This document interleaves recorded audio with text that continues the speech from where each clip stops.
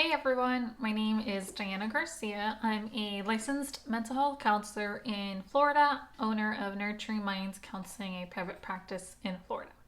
Okay, so I'm kicking off this month with a new monthly series that I'm calling Book Therapy. Obviously, it's not therapy, that's a disclaimer. If you need therapy, please seek professional help. But really, my goal with this new video series is to pick one book a month that I'm going to highlight, that I'm going to summarize, and pick out three key themes from the book that, regardless if you ever read the book, are still helpful in and of itself. But hopefully, my goal is that you are encouraged and motivated to read some of these books because I've honestly picked books that I'd recommend to my clients, that I've used in my own personal work, and that I just think have so much good knowledge and information. Okay, so I'm just going to jump in and I'm going to actually switch to some slides so you'll see my face just up in the corner. But all right, so kind of book therapy, I've explained my new series. What we're going to go through today, talk a little bit about the book that I picked, then go through a general summary, the three key insights that I found really helpful, and then who I think could benefit from this book. Okay? Okay, so this month's pick is The Compassionate Minded Guide to Overcoming Anxiety, using compassion-focused therapy to calm worry, panic, and fear by Dr. Dennis D. Tersh. So this book is about 211 pages, published in 2012. And the reason I picked this book, I'm going to go through to the quote, but the reason I picked this book is that honestly, I think most of us can benefit. We're in an anxiety-ridden world, so most of us know what it feels like to have anxiety. And compassion-focused therapy, it's a therapy that I'm really getting into and I've been finding really helpful with most of my clients, especially clients that struggle with anxiety or being really critical or self-esteem issues. Honestly, kind of the range of issues, compassionate minded skills can be helpful. So if you see from the quote here, the compassionate mind allows us to be kind to ourselves and truly wish the best for ourselves, which then allows us to feel an inner sense of safety that gives us an ability to face uncertainty. So I think that really sums up what we're talking about when we're talking about the compassionate mind. It's this ability to really be kind to ourselves, to kind of self-soothe when we're struggling, which then will also ultimately give us the ability to deal with life's ups and downs. And that's really key because a lot of times I think people think if we're being kind or compassionate to ourselves, like, so what? Or like, it's just going to give us a free pass. And that's not the case. The whole point in building these skills is that it's actually going to help us deal with life's difficulties. Okay. So Dr. Tersh breaks down the book into two parts. Part 1 and Part 2. Part 1 really focuses on explaining anxiety, since this book is geared specifically to anxiety, how it's evolved over time, and specifically how it can show up nowadays. I thought he does a really good job of highlighting how the way our minds have evolved, which is really part of the reason that we struggle with anxiety, interferes with really our life nowadays, where we are constantly connected, constantly seeing others. There's this ability to constantly engage in social comparison, right? And so I really like how he ties in those two, how we evolved and then how it really shows up now. And then he jumps to explaining what compassion-focused therapy is and its different components. Part 2 then goes and really breaks down each of the components. And what's really helpful from this book is that he goes through and provides examples and exercises. So there's worksheets that you can do, there's exercises, whether that's meditations, mindfulness that you can do, or kind of compassion-focused imagery that you can read through and follow along. He also references his website, which I'll put a link on the notes as well, where you can actually, he has some recordings of some of the exercises. So if you prefer to hear them versus just read them, that's really cool as well. So my three key insights that I'm gonna cover today.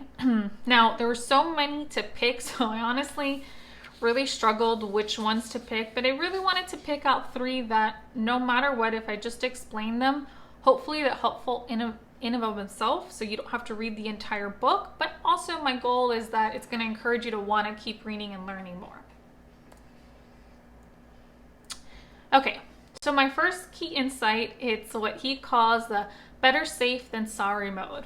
Pretty much what this is, it's just talking about how our mind has evolved over time to really focus on the negative and pay more attention to negative events or negative situations, threatening situations, than, let's say, positive or neutral. And the reason being is that that's helped us survive over time. So I always give the example, if there was two different kind of cavemen, one is more anxious and constantly kind of worried, whereas the other one is more kind of happy-go-lucky. The reality is that we've evolved from the more anxious one versus the happy-go-lucky ones, right? So let's say both of these individuals every morning, they go out of their caves to check, can I go hunt today? Both of them see there's kind of something in the distance. They're not really sure what it is. Anxious fellow constantly thinks, oh, no, that's a bear. I can't go out today. Happy-go-lucky fellow thinks, no, dude, that's totally just a bush. You're like freaking out. I'm going to go hunting. 99% of the time, the happy-go-lucky fellow is right. He goes out, he hunts, it's a bush, he comes home. Anxious dude's like, oh man, I wish I would have gone, versus just, having berries and not actual meat or whatnot. So the difference is that the 1% that the happy-go-lucky fellow goes out, right? Same thing, they go out of their caves, they do the same assumptions. He goes out, but that one time that he's wrong, he doesn't come back, right? So it's this quote that you can skip lunch many times, but you can only be lunch once. So because the 1% that he's wrong, it's really low, but then he didn't survive. Whereas the anxious fellow, he's the one that survived, and he's who we've evolved from, right? His mind, his anxious mind, is the mind that our brain has come from. So the reality is that's what's helped us stay alive, and that's one of the reasons that our mind is constantly on the search for threats, right?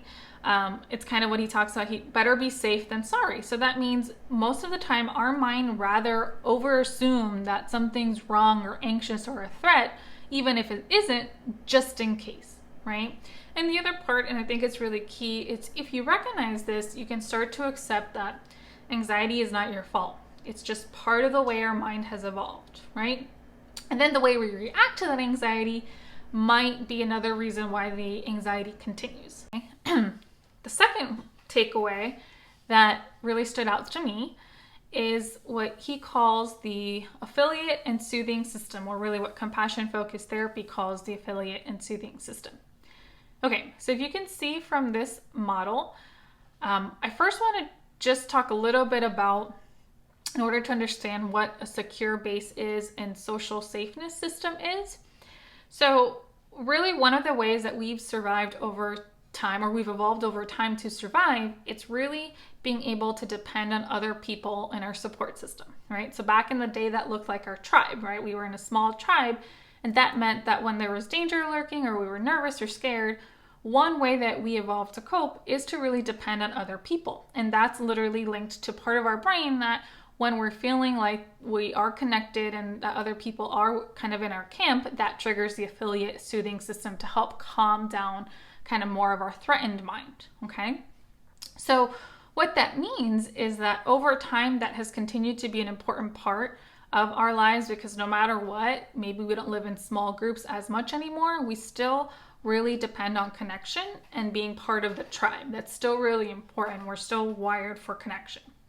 So what that means is when something is triggering, right, we've perceived something as a threat if you look at the model. So whether that's, you're worried about something, you're anxious about something, so you're thinking about it, you're ruminating over and over, you're being really critical of yourself, and so that's kind of turned on your better safe than sorry mode, your threat detection system in your brain, and that's starting to activate your body to prepare you that something might be wrong.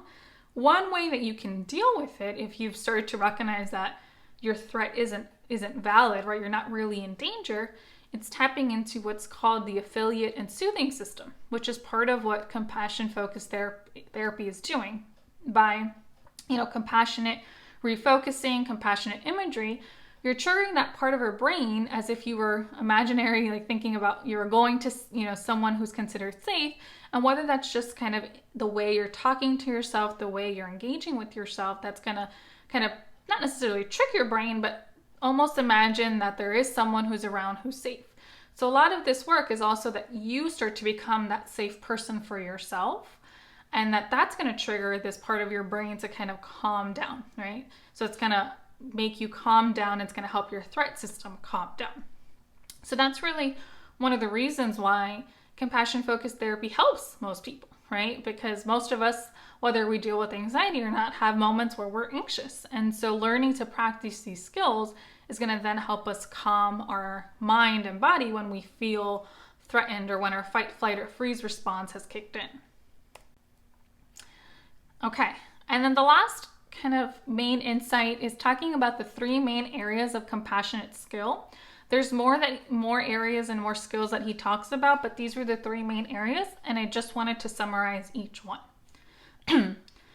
So the first one is compassionate attention. So that's really starting to train your focus to really focus on the things that are going to help you calm down when you notice that your kind of internal system has been activated, your fight, flight, freeze, pretty much when you're anxious, right? So when you do get anxious, let's say someone invites you to a party, right? And you want to go because you value connections, but then you also struggle with social anxiety. So you get really nervous and you start to think about all the ways it could go wrong. Training your attention would be to start to widen your attention so that you don't just focus on all these thoughts of how it could go wrong, as well as you don't just focus on kind of the anxiety that's already going through your body. You kind of train your attention to focus on like, okay, how can you calm your system down? And then how can you widen your attention and focus on the areas that are going to help you calm down?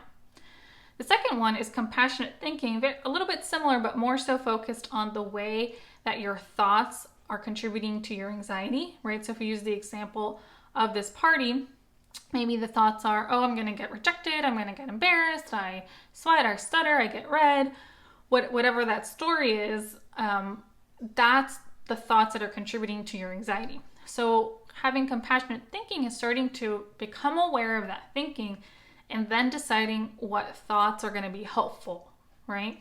And to be clear, because a lot of times when we get anxious thoughts of, oh, I'm going to be rejected, sometimes you can recognize like, oh, I'm being irrational, that's like dumb, but then you start to become really hard on yourself because you struggle with that. Like, oh my gosh, I can't believe I still struggle with that. You're so dumb, yada, yada, yada. Being self-critical is not going to help. If anything, that's just going to continue to trigger your threat system that, something's wrong, right?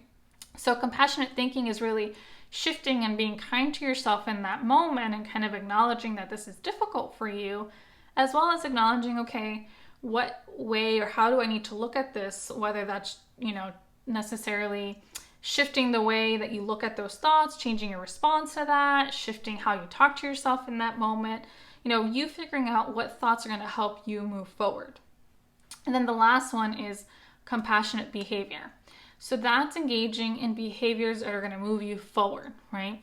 So once you recognize how your anxiety is showing up and how it's keeping you stuck, compassionate behavior is once you can be kind to yourself, give yourself permission to be open to these difficult experiences, shifting the way that you think, right? Not necessarily being critical to yourself, but being kinder to yourself. And the compassionate behavior is still doing the thing that matters to you, right? So staying with the same example, compassionate behavior might say, you know what, my value in this setting is connection. So I'm gonna take a lot of courage and be kind to myself that this is difficult and still do a behavior that's in line with that. So get myself into the space where I can actually go to this party, right? And recognizing that that would be really difficult for you, but it's a behavior that's aligned with your values, okay? Again, those are just 3 skills, but there's more skills that he goes through, as well as he does specific exercises for each of the skills to bring home kind of all the benefits and how that would actually show up or work in your life. Okay, so who can benefit from reading this book? Honestly, anyone who struggles with anxiety, which is most of us. Whether you have an anxiety disorder or not, most of us have moments of feeling anxious. Most of us can relate to having moments of being really critical to ourselves, being really harsh with ourselves. So you can still use these skills, these compassionate minded skills, to help you through these moments. All right, so that's it for today's video. I hope that this was helpful. I hope you enjoyed it. If you are watching me on YouTube, please subscribe to my channel so you can get more books and stay up to date on the monthly books that I'm going to continue to do on different mental health books. If you prefer IG, that's where you're at. Follow me on Instagram. There's my handle. And of course, you're always welcome to email me if you have any other questions or concerns. And please, I encourage you to continue nurturing your mind, body, and soul, whatever that looks like for you. And thanks for spending a couple minutes of your life with me. Alrighty, bye-bye.